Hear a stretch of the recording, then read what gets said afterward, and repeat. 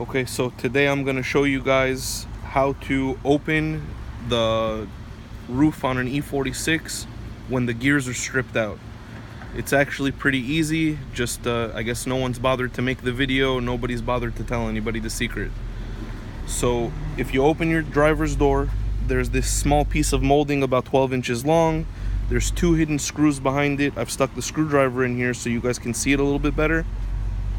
And there's one of the screws. It's like a Torx 27. We're gonna go ahead and remove that.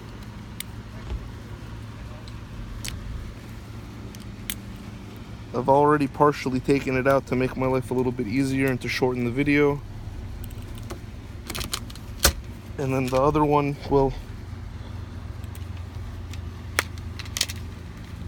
the other one is down here about 4 or 5 inches in, if you can see it. And what that is this part stays in the railing in case you guys see the nut from the other side and decide to try to take it out that way. It ain't gonna happen.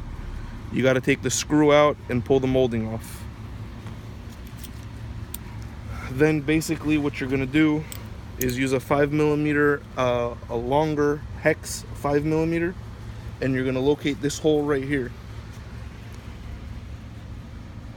And when you put the tool inside the hole, you gotta wiggle it around a little bit and turn it.